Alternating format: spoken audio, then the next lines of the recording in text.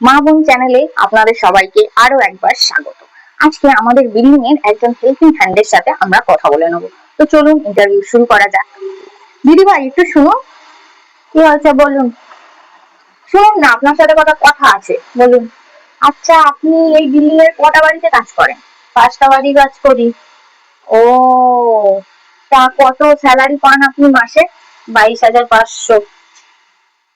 বিশাল মাইনে। আপনি কি করে এত টাকা মাইনে নিচ্ছেন? আপনি কি 24 ঘন্টা কাজ করেন? না। তাহলে?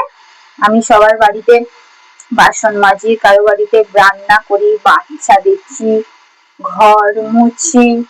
তা বাসন যেখানে মাজেন তা শুধু বাসন মাজেন, কিভাবে কাজ করেন?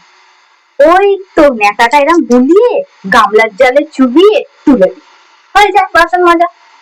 আর রান্নার জায়গায় ওই তো সবজিগুলো গরুর মতন কুচাই, একটু মশলার মধ্যে ঢেলে দিই, নাড়ি, ঢাকা দিই, সিদ্ধ হয়ে যায়।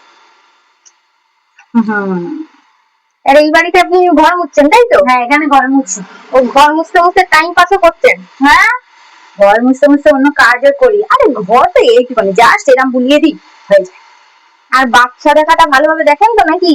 আরে বাচ্চাদের হাগা মোটা হাগে নেই কাঁটায়, আবার মোটে কাঁটায়, সেই একই কাঁটা একই গামলায় চটকে ছাদে দিয়ে। আবার কি, এছাড়া আবার কি কাজ করবে? এই তো কাজ, এই কটা কাজ, কতক্ষণ লাগে?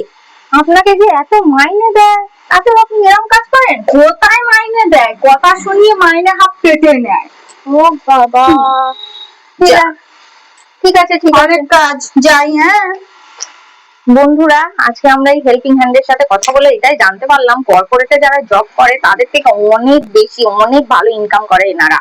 তো আমি ভাবছি, আমি কি এই চাকরিটা ছেড়ে এনাদের সাথে কাজে ঢুকে যাবো নাকি, বলুন তো? কমেন্ট করে জানান। আজকে এখানেই শেষ করছি।